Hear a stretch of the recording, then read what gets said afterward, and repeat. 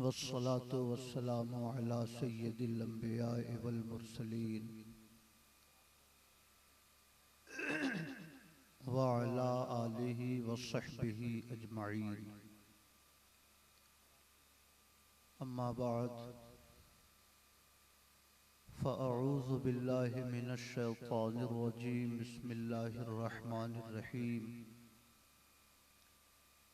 फ़इन आमनू बिमिस्लि मा आमनतुम बिही फ़क़द इह्तदौ। आमनतु बिल्लाहि सदक़ल्लाहु मौलानल अज़ीम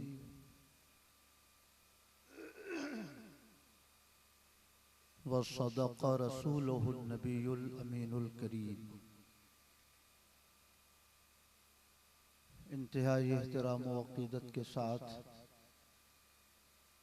अपने आका के दरबारे गोहरबार में दुरूद व सलाम की नज़र पेश कीजिए। अल्लाहुम्मा सल्लि अला सय्यिदिना व मौलाना मुहम्मदिन मअदनिल जूद वल करम व अला आलिहि व सहबिहि व बारिक व सल्लिम सलातम व सलामन अलैका या रसूल अल्लाह। मैं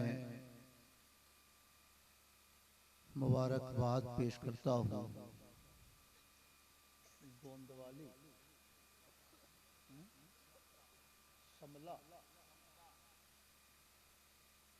मैं मुबारकबाद पेश करता हूँ समदा और आसपास के रहने वाले मुसलमानों को, जिन्होंने इतनी पुरनूर मजलिस का एहतमाम किया है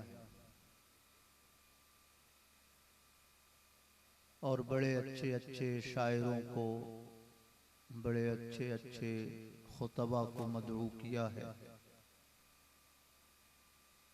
बिलखुसूस शेख तरीक़त रहनुमाए कौम व मिल्लत हज़रत अल्लामा मौलाना सय्यद आदिल रज़ा साहब मुद्दज़िल्लुहुल आली की तशरीफ़ आवरी हुई है। थोड़ी देर के बाद कछौछा से तशरीफ़ लाए हुए चश्मो चराग़े ख़ानदाने मखदूम अशरफ शेख तरीक़त हज़रत अल्लामा मौलाना जामी अशरफ साहब क़िबला भी रौनक़ स्टेज होंगे। आम तौर से इस इलाके में जो जलसे होते हैं, बल्कि अब तो हर इलाके में 11 बजे 12 बजे 1 बजे रात तक मुशायरा चलता रहता है और जब मजमा बिल्कुल थक के चूर हो जाता है तब किसी आलिम को तकरीर के लिए बुलाया जाता है। नतीजा ये होता है कि बहुत दूर दराज से आए हुए खतीब भी कोई पैगाम कौम तक नहीं पहुंचा पाते। मैं खुसूसी मुबारकबाद पेश करता हूँ इस गांव के मुसलमानों को, इस मजलिस के जिम्मेदारों को,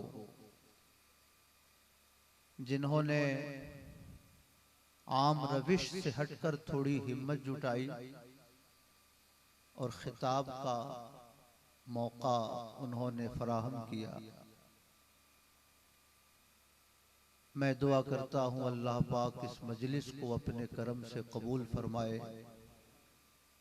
और आए हुए तमाम ज़ाकिरीन और तमाम सामिईन को अल्लाह पाक अपनी रहमतों से वाफिर हिस्सा अता फरमाए। जलसे का नाम गौसे आज़म व इस्लाहे मुआशरा कॉन्फ्रेंस है।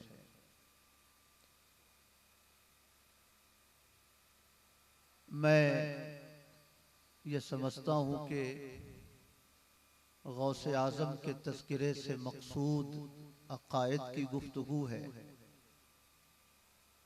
और इस्लाह मुआशरा से मकसूद इस्लाह आमाल की गुफ्तगू है। मैं इस्लाह अकायद पर चंद बातें अर्ज करके आप हजरात के दरमियान से रुखसत होता हूँ। मेरे बाद इंशाअल्लाह एक बड़ी खूबसूरत तकरीर हजरत अल्लामा सैयद आदिल रजा साहब के जरिए आप समाअत फरमाएंगे। दुरूद पाक पेश करें। अल्लाहुम्मा सल्ली अला सय्यदिना व मौलाना मुहम्मदिन मादनिल जूद वल करम व अला आलिहि व सहबिहि व बारिक व सल्लिम सलातम व सलामन अलैका या रसूल अल्लाह। रफीकान गिरामी, ये दौर टेक्नोलॉजी का दौर है। किसी जमाने में कोई फितना पैदा होता था तो उस फितने को फैलने में काफी अरसा लगता था, मगर साइंस और टेक्नोलॉजी की तरक्की की वजह से अब ये हालात पैदा हो चुके हैं कि सुबह को एक फितना जन्म लेता है,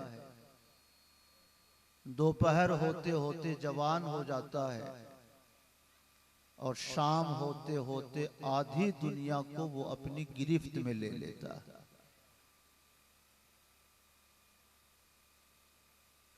आज किताबों से लोग दूर होते जा रहे हैं। आप तो कारोबार से जुड़े हुए लोग हैं, आलिमों का भी साबिका किताबों से दिन ब दिन कम होता जा रहा है। ऐसे दौर में हर नौजवान तकरीबन 5 से 7 घंटे अपना वक्त यूट्यूब, फेसबुक और व्हाट्सएप पे गुजारता है। और ये अजीब बात है कि किताबों की दुनिया के साथ साथ इस टेक्नोलॉजी की दुनिया में भी हमारे ऊपर हमारे गैर हावी हो गए। जाकिर नाइक, मेराज रब्बानी, तौसीफुर रहमान, आजकल इंजीनियर मोहम्मद अली मिर्जा, तारिक जमील, पाकिस्तान के बहुत सारे कादियानियत नवाज लोग मुसलसल यूट्यूब पे सरगर्म रहते हैं। यूट्यूब वाले भी बड़े मिजाज शनाश हैं। एक बार अगर आपने जाकिर नाइक को सर्च कर लिया तो जब जब आप यूट्यूब खोलेंगे पहले वो आपको वहां जलवागर नजर आ जाएंगे। एक बार अगर आपने तारिक जमील की तकरीर सुन ली तो यूट्यूब की कंपनी के इंतजाम और इंसराम में लगे हुए लोग मिजाज समझ जाते हैं। जब जब आप यूट्यूब खोलेंगे तो तारिक जमील साहब आपको स्क्रीन पे नजर आ जाएंगे। मेरे भाइयों, हम आपकी खिदमत में साल 2 साल में कभी पहुंच पाते हैं, मगर यूट्यूब हमारे नौजवानों की निगाहों के सामने एनी टाइम रहता है। उसका सबसे खतरनाक असर यह है कि ज़हनी तौर से हमारा नौजवान शुकूक व शुबहात की तारीकियों में फंसता जा रहा है। इस्लाम और कानून इस्लाम के हवाले से, अहले सुन्नत और अकायदे अहले सुन्नत के हवाले से, दीगर जो मुआशरती और समाजी मसाइल हैं मुसलमानों के, उन मसाइल के हवाले से हमारा नौजवान अजीब किस्म के कश्मकश का शिकार रहता है। मैं अर्ज करना चाहता हूं, आज मैं आधा घंटा आपका वक्त लेकर मैं आपको मसलके अहले सुन्नत, जिसे दौरे हाजिर में मसलके आला हजरत कहा जाता है, उसके हवाले से चंद बातें अर्ज करके मैं आप हजरात के दरमियान से रुखसत हो जाऊंगा। आलम अरब में वहाबियत का आगाज मोहम्मद बिन अब्दुल वहाब नजदी के जरिए हुआ। वो 1113 हिजरी में पैदा हुआ और 1206 हिजरी में उसकी मौत हुई। उसने एक छोटी सी किताब लिखी, उसका नाम था किताबुत तौहीद। दुनिया वालों ने पहली बार ये सुना कि या रसूल अल्लाह कहना शिर्क है, औलियाए किराम के मज़ारात पे जाना शिर्क है, किसी को गौस कहना, किसी को फरियाद रस समझना, ये ईमान की बुनियादों को कमजोर करने वाला नजरिया है। मोहम्मद बिन अब्दुल वहाब नजदी से तकरीबन 700 साल पहले एक शख्स ने ये आवाज उठाई थी। उसका नाम शेख अहमद इब्ने तैमिया था। 700 साल पहले जो फितना उठा था और उस जमाने के बादशाह ने इब्ने तैमिया को जेल की सलाखों में डाल दिया, उसकी किताबों पे पाबंदी लगा दी। 500 साल के बाद आलम अरब में एक शख्स उठा, मोहम्मद बिन अब्दुल वहाब नजदी, जिससे इब्ने तैमिया के अकायद बहुत अच्छे लगे। उसने भी वही आवाज उठानी शुरू की कि अल्लाह के सिवा हमारा कोई फरियाद रस नहीं। अल्लाह की बारगाह में किसी वली, किसी पैगंबर को वसीला बनाना यह शिर्क है। अल्लाह के नेक बंदों को मदद के लिए तलब करना ये ईमान के तकाजों के खिलाफ है। मैं अर्ज करना चाहता हूं, आलम अरब में मोहम्मद बिन अब्दुल वहाब नजदी ने 12वीं सदी हिजरी में 1206 के आसपास जो फितना खड़ा किया था, उस फितने को हिंदुस्तान के मुसलमानों तक पहुंचाने का काम किसने किया? उस शख्स का नाम था इस्माइल देहलवी। क्या नाम था? इस्माइल देहलवी। मेरे भाइयों, उसने एक बड़ी अजीबो गरीब किताब लिखी। उस किताब का नाम था तक़वियतुल ईमान, ईमान को मजबूत करने वाली किताब। मगर आला हजरत उसे तफ़वियतुल ईमान फरमाते थे, ईमान को खत्म करने वाली किताब। मैं थोड़ी सी आपकी तवज्जो चाहूंगा। मैं अकायद के हवाले से थोड़ी सी गुफ्तगू कर दूं, इस्लाह मुआशरा के हवाले से इंशाअल्लाह बड़ी खूबसूरत तकरीर आप सैयद आदिल रजा साहब किबला से समाअत फरमाएंगे। आला हजरत इमाम अहमद रजा खां कुद्दस सिर्रुहुल अजीज ये 1272 हिजरी में पैदा हुए। 1272 हिजरी का मतलब 1856 में पैदा हुए और इस्माइल देहलवी की मौत 1831 हिजरी 1831 को हुई। यानी इस्माइल देहलवी की मौत के 25 साल के बाद आला हजरत इमाम अहमद रजा ने इस खाकदाने गीती में कदम रखा है। मेरे भाइयों, आला हजरत इमाम अहमद रजा ये मुरीद हैं सैयद आले रसूल अहमदी रज़ी अल्लाह ताला अन्हो के मारहरा शरीफ। और सैयद आले रसूल अहमदी ये शागिर्द हैं शाह अब्दुल अजीज मुहद्दिस देहलवी रज़ी अल्लाह ताला अन्हो के। और ये बात आपके लिए बहुत काबिले गौर है कि इस्माइल देहलवी जिसने वहाबियत का फितना हिंदुस्तान में खड़ा किया, वो शाह अब्दुल अजीज मुहद्दिस देहलवी का वो अपना भतीजा था। समझ रहे? शाह अब्दुल अजीज मुहद्दिस देहलवी ये आला हजरत इमाम अहमद रजा के दादा उस्ताद और बाबाए वहाबियत इस्माइल देहलवी के वो अपने चचा शाह अब्दुल अजीज मुहद्दिस देहलवी का इंतकाल 1239 हिजरी में हुआ। हाजी तकी साहब गौर से मेरी बात सुनिए। 1239 हिजरी में शाह अब्दुल अजीज का इंतकाल हुआ और 1272 में आला हजरत पैदा हुए।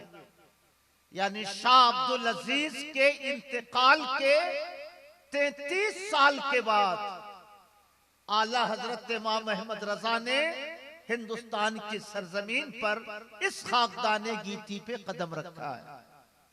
शाह अब्दुल अजीज मुहद्दिस देहलवी के वालिद का नाम शाह वलीउल्लाह मुहद्दिस देहलवी। शाह वलीउल्लाह मुहद्दिस देहलवी इनका इंतकाल 1176 हिजरी और आला हजरत पैदा कब हुए? 1272। 1176 और आला हजरत 1272, यानी 100 साल पूरा होने में 4 साल कम। इसका मतलब क्या हुआ कि इस्माइल देहलवी के दादा शाह वलीउल्लाह मुहद्दिस देहलवी के इंतकाल के 96 साल के बाद आला हजरत इमाम अहमद रजा ने इस दुनिया में कदम रखा है। शाह अब्दुल अजीज के 33 साल के बाद शाह वलीउल्लाह मुहद्दिस देहलवी के 96 साल के बाद आला हजरत इस दुनिया में तशरीफ लाए और शाह वलीउल्लाह मुहद्दिस देहलवी के वालिद करीम का नाम शाह अब्दुर रहीम मुहद्दिस देहलवी था। समझ रहे? शाह अब्दुर रहीम ये इस्माइल देहलवी के परदादा थे।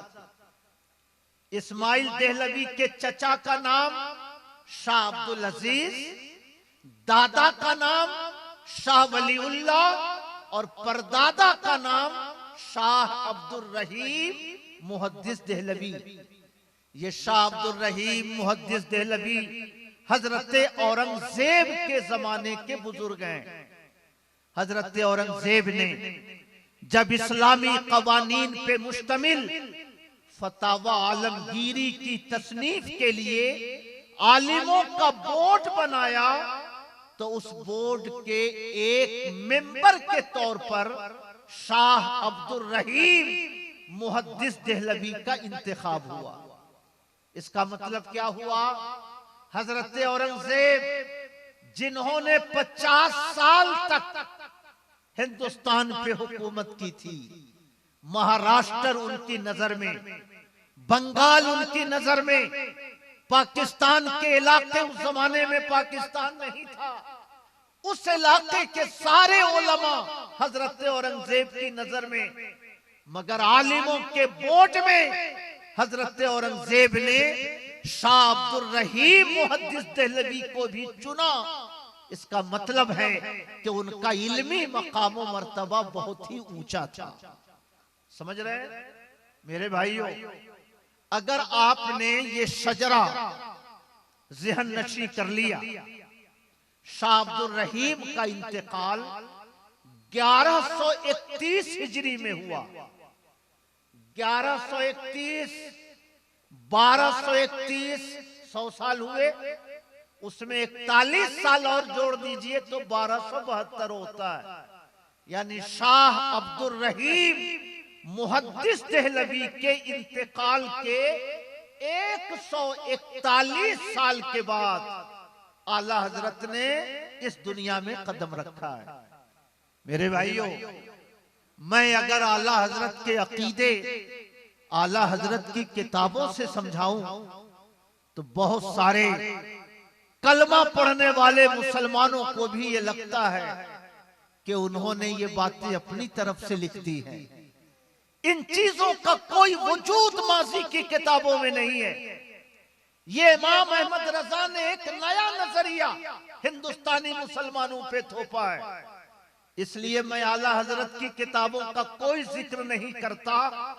जिस शख्स ने हिंदुस्तान में वहाबियत की बुनियाद डाली, इस्माइल देहलवी, मैं उसके चचा, मैं उसके दादा और मैं उसके परदादा की किताबों का हवाला पेश कर रहा हूं ताकि आपको ये समझने में आसानी हो कि इमाम अहमद रजा ने जो अकायद और जो मामूलात हम हिंदुस्तानी मुसलमानों को दिए हैं, वो इमाम अहमद रजा का कोई अपना अकीदा नहीं है, बल्कि अल्हम्दुलिल्लाह वही अकीदा शाह अब्दुल अजीज भी रखा करते थे, वही नजरिया शाह वलीउल्लाह भी रखा करते थे और वही नजरिया इस्माइल देहलवी के परदादा शाह अब्दुल रहीम भी रखा करते थे। कहें सुभान अल्लाह।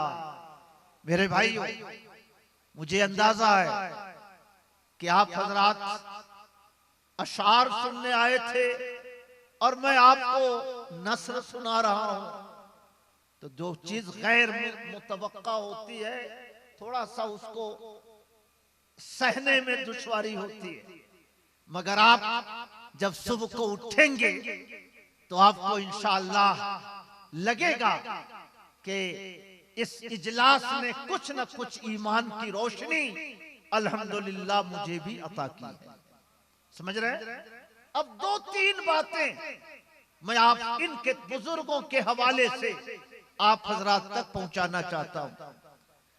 शाह वलीउल्लाह मुहद्दिस देहलवी, जिसे देवबंद, सहारनपुर, नदवा वाले मुजद्दिद कहते हैं, जैसे हम लोग आला हजरत इमाम अहमद रजा को मुजद्दिद कहते हैं, दुनियाए देवबंदियत शाह वलीउल्लाह को मुजद्दिद करार देती है।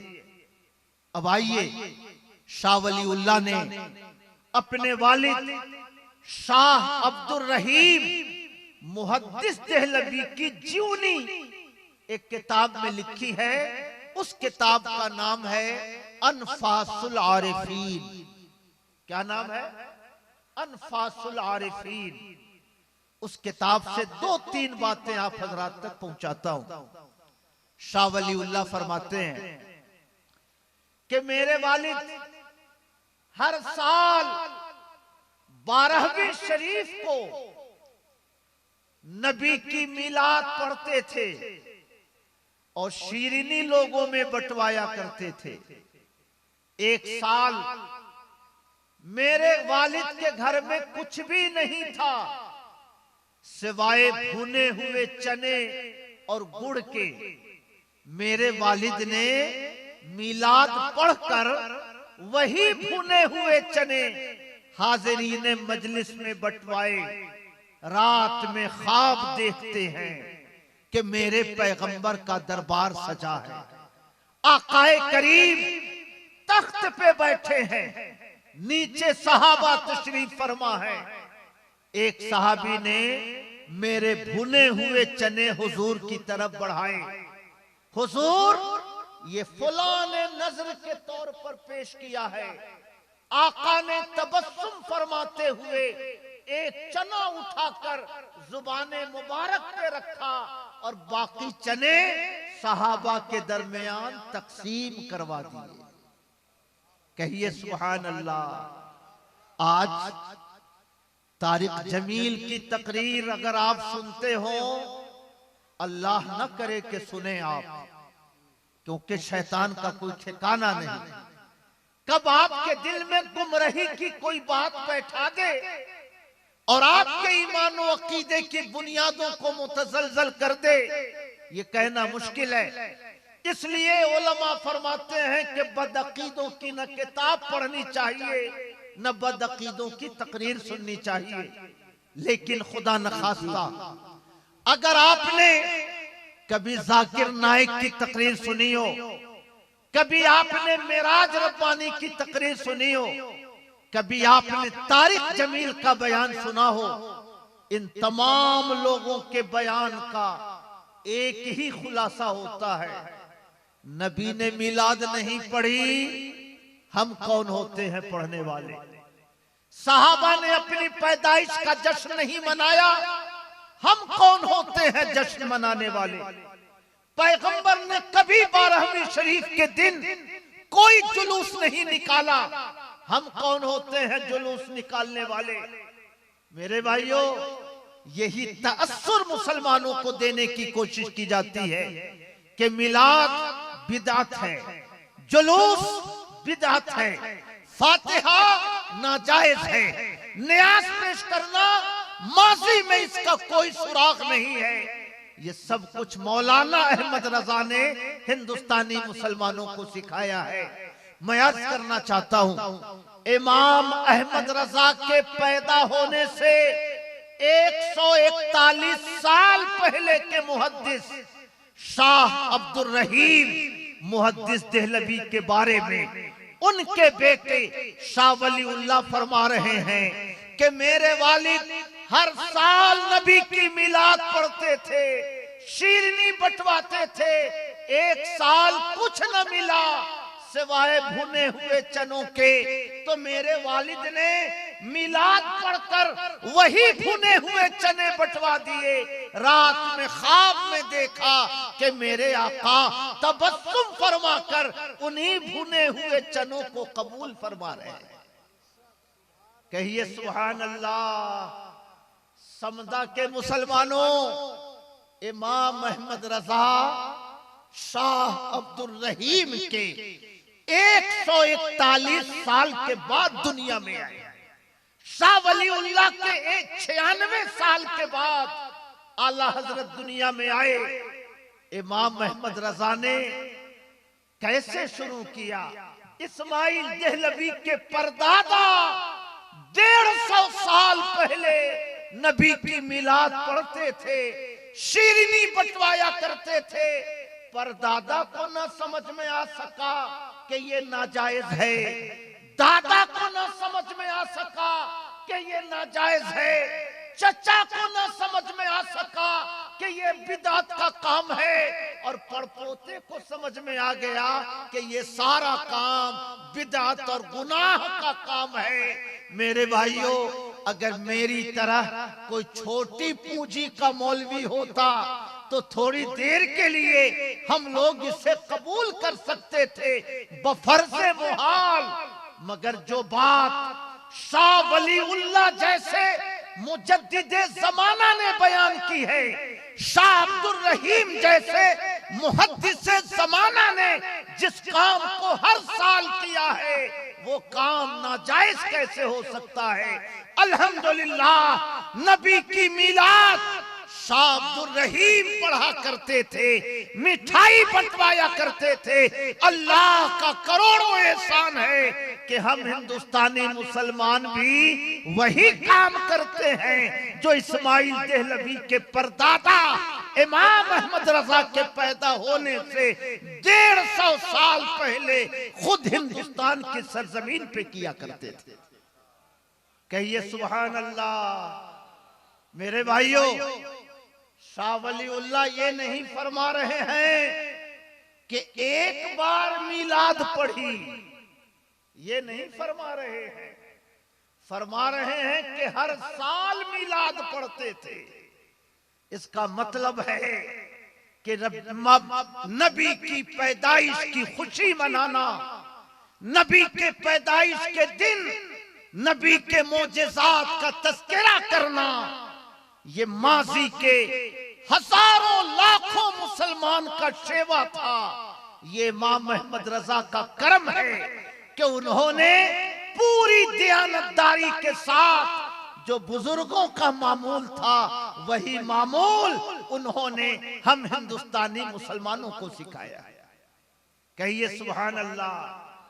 मेरे भाइयों, शाह वलीउल्लाह फरमाते हैं, आज अगर आप अजमेर शरीफ जाएं और वैढ़न के किसी गैर मुकल्लिद को खबर हो जाए कि रिजवान साहब अजमेर गए हैं, खबर हो जाए कि गोंदवाली के लोग अजमेर गए हैं, तो ऐसा मुस्कुराएंगे गोया कि ये लोग शिर्क का काम करने गए, ऐसा तासुर देते हैं।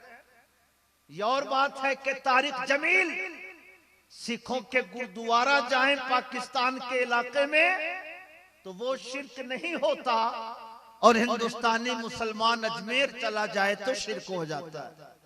खैर, शाह वलीउल्लाह फरमाते हैं कि मेरे वालिद ख्वाजा कुतुबुद्दीन बख्तियार काकी के मजार पे गए और मुराकबे में बैठ गए। ख्वाजा कुतुबुद्दीन बख्तियार काकी की रूह की तरफ से ये बशारत हुई कि आपको एक बेटा होने वाला है, जब बेटा हो तो उसका नाम मेरे नाम पर कुतुबुद्दीन रखिएगा। शाह वलीउल्लाह फरमाते हैं कि मेरे वालिद ने सोचा कि मैं तो बूढ़ा हो गया हूं, बुढ़ापे में मुझे क्या बेटा होगा। ख्वाजा कुतुबुद्दीन जो बशारत दे रहे हैं कि बेटा होगा, इससे मुराद बेटा नहीं बल्कि पोता है। मेरा बेटा क्या होगा, बेटे का बेटा मुराद है। शाह वलीउल्लाह फरमाते हैं कि ख्वाजा कुतुबुद्दीन बख्तियार काकी की रूह मेरे वालिद के इस ख्याल पे मुत्तला हो गई और उन्होंने फरमाया, मैं पोता मुराद नहीं ले रहा हूं, मैं तुम्हारा बेटा मुराद ले रहा हूं। जब बेटा हो तो मेरे नाम पर अपने बेटे का नाम कुतुबुद्दीन रखना। मेरे वालिद मजार से वापस आए और ये बशारत भूल गए। एक जमाने के बाद मेरे वालिद को दूसरी शादी का ख्याल आया, उन्होंने दूसरा निकाह किया दूसरी माँ से। मैं वलीउल्लाह पैदा हुआ और मेरा भाई अहलुल्लाह पैदा हुए। उसी माँ के पेट से मैं और मेरा भाई अहलुल्लाह पैदा हुए, मगर मेरी पैदाइश के वक्त मेरे वालिद ये बशारत भूल गए। उन्होंने मेरा नाम कुतुबुद्दीन रखने के बजाय वलीउल्लाह रख दिया। मगर बाद में जब उन्हें याद आया कि ख्वाजा कुतुबुद्दीन ने तो ये कहा था, तो वो मेरे नाम में कुतुबुद्दीन जोड़कर मुझे कुतुबुद्दीन वलीउल्लाह कहकर पुकारा करते थे। कहिए सुभान अल्लाह। मैं अर्ज करना चाहता हूं, दो बातें इसमें काबिले गौर हैं। मज़ारात पे जाना अगर शिर्क, तो शाह अब्दुल रहीम मुहद्दिस देहलवी अजमेर क्यों गए, मेहरौली क्यों गए, ख्वाजा कुतुबुद्दीन के मजार पर मुराकबे में क्यों बैठे, और अगर चले भी गए तो ख्वाजा कुतुबुद्दीन बख्तियार काकी को ये कैसे पता चल गया कि इनको बेटा होने वाला है। ये गैब की खबर है कि नहीं, ये मुस्तकबिल की खबर है कि नहीं।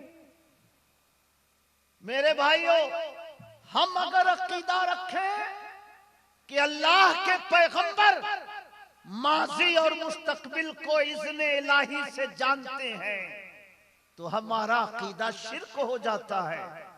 मगर ख्वाजा कुतुबुद्दीन को पता चल गया कि इनको बेटा होने वाला है।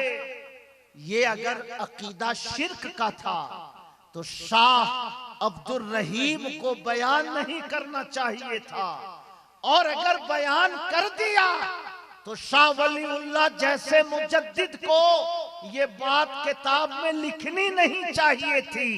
मगर आज भी उनके इंतकाल के 300 साल के बाद अनफासुल आरिफीन में ये बात लिखी जाती है, पढ़ी जाती है इसका मतलब ये हुआ कि अल्लाह के नेक बंदों के लिए अल्लाह की अता से गैब के इल्म का अकीदा रखना ये इमाम मोहम्मद रजा का नया अकीदा नहीं, बल्कि ये तो शाह अब्दुल रहीम भी अकीदा रखते थे और शाह वलीउल्लाह भी अकीदा रखते थे।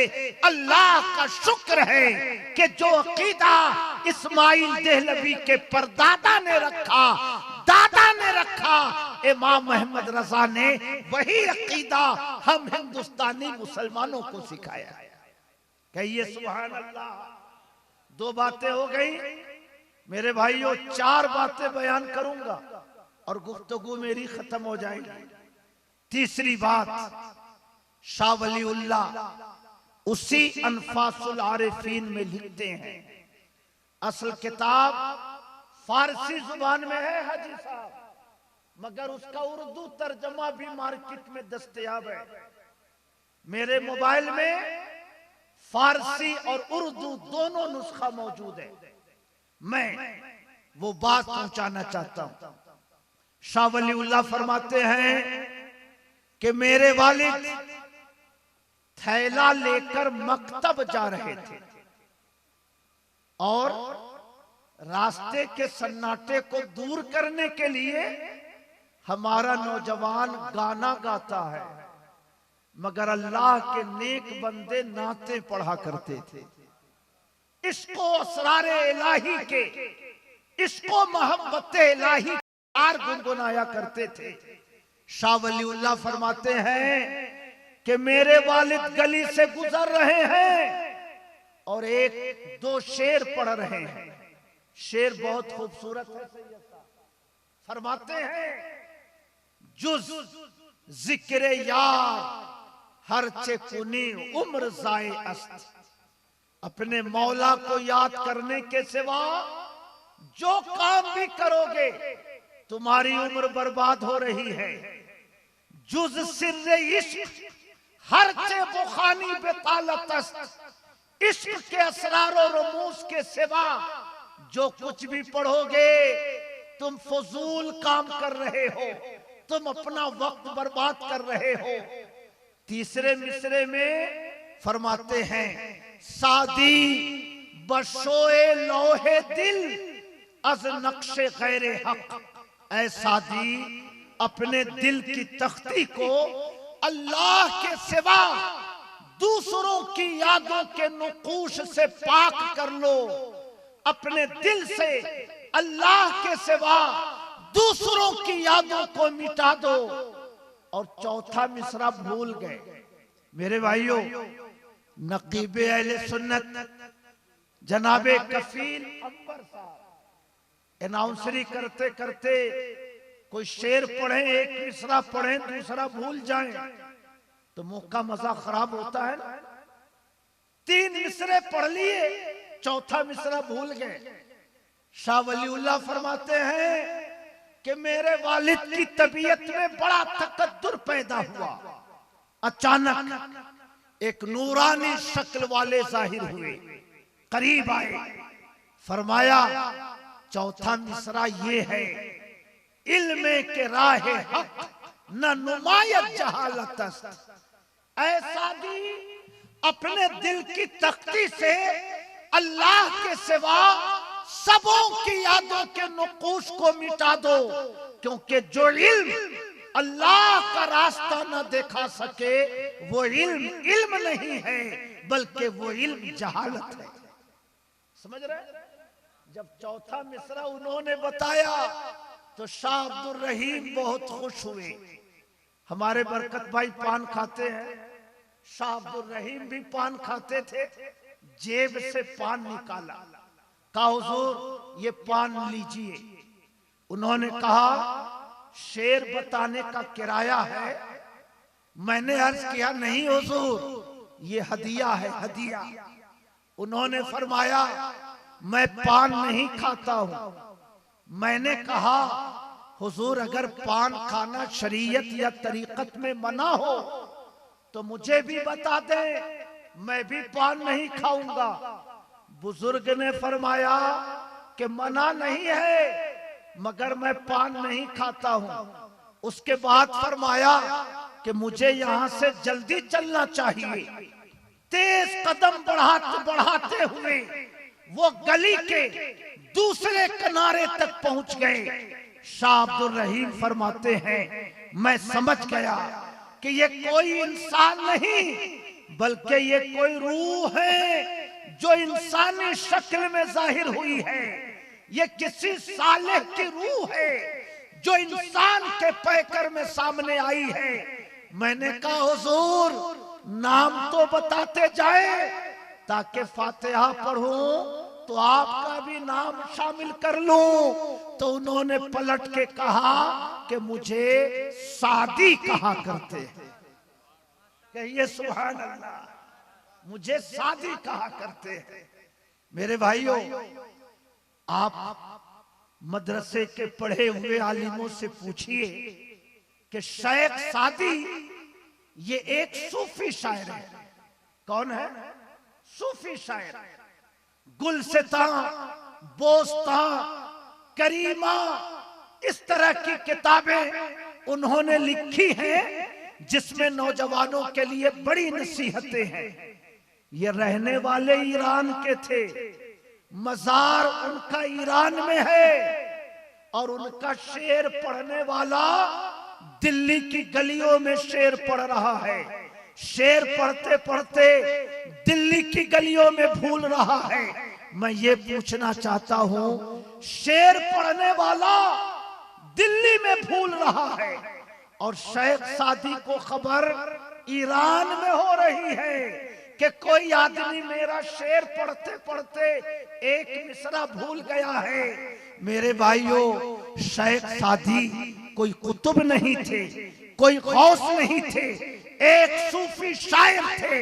मगर मुझे अर्ज करने दीजिए, अगर एक सूफी शायर की रूह को ईरान में रहते हुए पता चल सकता है कि मेरा अकीदतमंद दिल्ली में शेर पढ़ते पढ़ते एक मिसरा भूल रहा है, अगर दिल्ली में शेर भूले मगर ईरान में खबर हो जाए तो कोई बैरन में शेर भूले तो अजमेर वाले को खबर क्यों नहीं हो सकती? कोई अगर सिमदा में किसी मुसीबत में मुब्तला हो तो बगदाद वाले को खबर क्यों नहीं हो सकती? अगर एक सूफी शायर की रूह ईरान से आकर दिल्ली वाले की मदद कर सकती है तो मदीने के ताजदार अपने गुलामों की मदद दुनिया के किसी भी इलाके में क्यों नहीं कर सकते? जब उनके गदा भर देते हैं शाहाने जमाना की झोली, मोहताज का जब ये आलम है तो मुख्तार का आलम क्या होगा? सुभान अल्लाह। मेरे भाइयों, मैं आपसे अर्ज करना चाहता हूं, मैं अपने नौजवानों से खास तौर से मुखातब हूं। आप जाकिर नाइक की तकरीरें सुनते हो, तारिक जमील के बयानात सुनते हो, आप इंजीनियर मोहम्मद अली मिर्जा की गुमराह कुन बातों को सुनकर अपने ईमान और अपने अकीदे की बुनियादों को कमजोर करते हो। आओ इमाम अहमद रजा की खिदमत में आओ। इमाम अहमद रजा के पैदा होने से 150 साल पहले के मुहद्दिस फरमा रहे हैं कि शेर पढ़ते पढ़ते मैं मिसरा भूल गया तो उनकी रूहे मुबारक ने आकर दिल्ली की गलियों में मेरी दस्तगीरी की है। इसका मतलब हुआ कि अल्लाह के नेक बंदे दूर दराज रह के भी अपने गुलामों के हालात से खबर रखा करते हैं और उनकी मदद के लिए दूर दराज के इलाकों में भी जाकर उसकी दस्तगीरी और उसकी मदद और नुसरत किया करते हैं। कहिए सुभान अल्लाह। मेरे भाइयों, आला हजरत फरमाए तो बहुत सारे कलमा पढ़ने वाले बल्कि बहुत सारे सुन्नी कहलाने वालों को भी ये बात कभी कभी चुभती है। मगर सुनो, शाह वलीउल्लाह जो इमाम अहमद रजा के पैदा होने से 96 साल पहले दुनिया से रुखसत हुए, वो फरमाते हैं अल इंतिबाह फी सलासिल औलिया इल्लाह में कि मैंने 4 बुजुर्गों को देखा कि जो कब्रों में ऐसा ही तसर्रुफ करते हैं जैसे कोई जमीन पर रहने वाला जिंदा आदमी तसर्रुफ करता है। उन 4 बुजुर्गों में जो सबसे पहला नाम है वो शेख अब्दुल कादिर जिलानी का नाम है। कहिए सुभान अल्लाह। मेरे भाइयों, कब्र में रहकर तसर्रुफ करते हैं। किसने कहा? इमाम अहमद रजा ने नहीं कहा, हुजूर मुफ्ती आजम हिंद ने नहीं कहा, हुजूर हाफिज मिल्लत ने नहीं कहा, हुजूर ताजुल शरिया ने नहीं कहा। इमाम अहमद रजा के पैदा होने से 96 साल पहले के मुजद्दिद ने कहा कि मैंने 4 बुजुर्गों को कब्र में भी ऐसा ही तसर्रुफ करते देखा है जैसे जिंदा आदमी जमीन के ऊपर तसर्रुफ किया करता है। सुभान अल्लाह।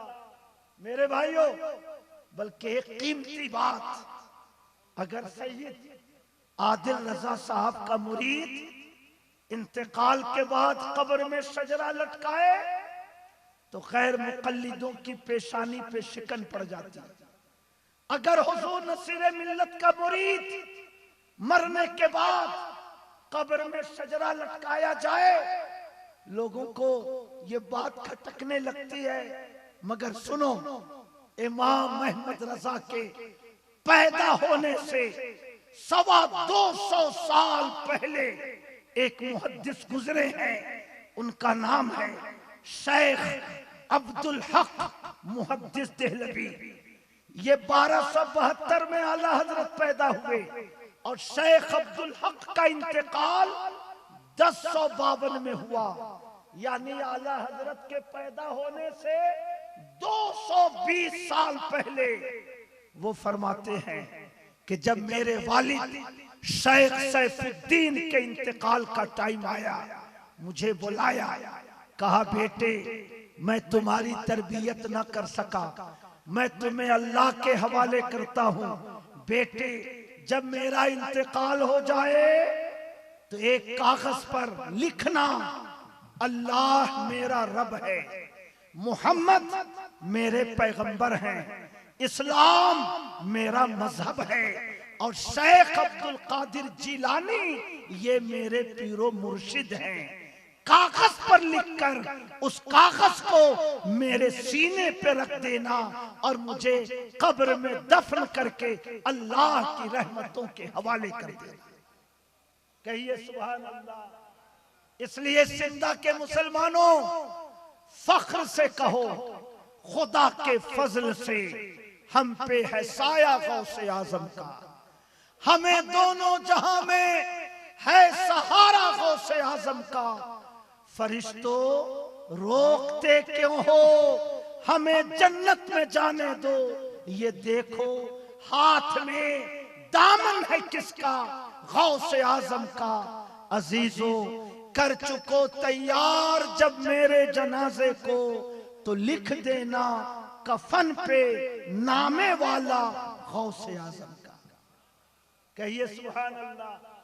मैं इस दुआ के साथ अपनी गुफ्तगू खत्म करता हूं कि अल्लाह पाक इस जलसे को कबूल फरमाए और आप सबने गुलशन तैयबा के नाम से जो मकतब, जो मदरसा कायम किया है, अल्लाह पाक आपको तौफीक दे कि उस मदरसे को और मजबूत करें, क्योंकि बच्चा जब पढ़ेगा तो अपने खुदा को पहचानेगा, अपने पैगंबर को पहचानेगा, अपने मजहब को पहचानेगा।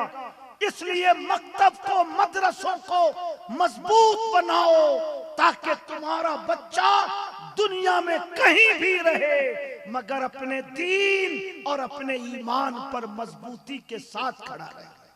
है ना? मैं हुजूर नसीर मिल्लत की मिसाल पेश करता हूं। लड़कों के लिए मदरसा बनाया, दारुल उलूम कादरिया नूरिया। हजारों फारिगीन हिंदुस्तान में फैलकर दीन की खिदमत कर रहे हैं। लड़कियों का कोई इंतजाम नहीं था, उसके लिए कादरिया गर्ल्स कॉलेज कायम किया। आज 225 बच्चियां उसमें हॉस्टल में रहकर इल्म दीन हासिल कर रही हैं।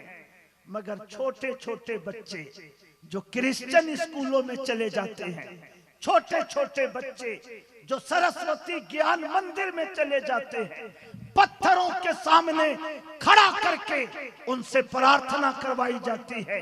ये समझाया जाता है कि यीशु मसीह ये अल्लाह के बेटे हैं। ऐसे छोटे बच्चों के दीनो ईमान की हिफाजत के लिए जरूरत थी कि ऐसे छोटे इब्तिदाई स्कूल कायम किए जाएं जिसमें बच्चों को इंग्लिश मीडियम के साथ प्राइमरी की तालीम दी जाए। ऐ मुसलमानों, आपको जानकर खुशी होगी कि हुजूर नसीरे मिल्लत ने कादरिया इंग्लिश मीडियम स्कूल 1 से लेके 8 तक कायम करने का इरादा किया है। बच्चे इंग्लिश पढ़ेंगे, साइंस पढ़ेंगे, ज्योग्राफिया पढ़ेंगे और नमाज का वक्त आएगा तो नमाज पढ़ेंगे। रमजान का महीना आएगा तो रोजा रखेंगे। किसी भी कौम की बुनियाद जब इल्म पर होती है तो उस कौम को कोई पसमादा नहीं कर सकता। इसलिए मुसलमानों, जलसे करो ताकि दीन की रोशनी मिले, मगर अपने मकतब और अपने मदरसों को जरूर मजबूत करो ताकि तुम्हारे बच्चे इल्म दुनिया और इल्म दीन से अपने सीनों को मुनव्वर कर सके। जहां जाएं इंजीनियर बने, डॉक्टर बने, फलसफी बने, मगर मुसलमान डॉक्टर रहें और अपनी कौम और अपने मजहब की खिदमत करते रहे। मुझे एहसास है कि मैंने थोड़ा सा वक्त आपका ज्यादा लिया, मैं उसके लिए माजरत चाहता हूं। मैं बहुत शुक्रगुजार हूं आप हजरात का कि आप सब ने मेरी गुफ्तगू गौर से सुनी। इमाम अहमद रजा ने कोई नया अकीदा नहीं दिया, कोई नया फिरका कायम नहीं किया, कोई नया नजरिया नहीं थोपा। जो माजी के बुजुर्गों ने अकीदा रखा था, इमाम अहमद रजा ने वही अकीदा हम हिंदुस्तानी मुसलमानों को दिया है। इसलिए वादी रजा की कोहे हिमालय रजा का है, जिस समत देखिए वो इलाका रजा का है। अगलों ने भी लिखा है बहुत इल्म दीन पर, जो कुछ है इस सदी में वो तन्हा रजा का है। और करम हिंदी मुसलमानों पर है, सारे बुजुर्गों का करम हिंदी मुसलमानों पर है, सारे बुजुर्गों का। वक़ारे सुन्नियत कायम मगर अहमद रजा से।